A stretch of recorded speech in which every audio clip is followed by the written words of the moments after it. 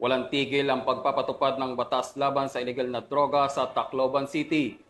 Walang nagbigay ng mensahe ang Tacloban City PNP sa mga kriminal matapos nilang maaresto ang 3 sospek na nasangkot sa pagbebenta ng bawal na gamot. Patrolwoman Cristel Palapok, ibalita mo.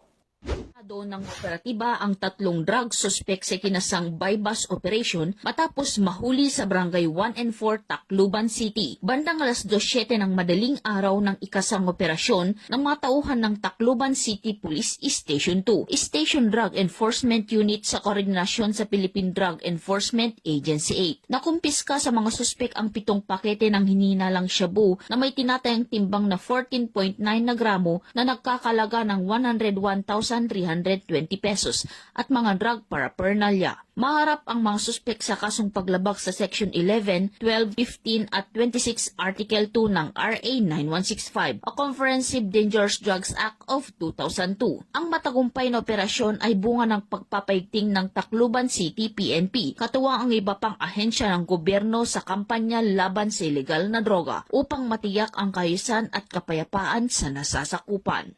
Mula dito sa Eastern Visayas, ako ang inyong PNN correspondent, Patrolwoman Palafox, alagad ng batas, tagataguyod ng Balitang Pulis.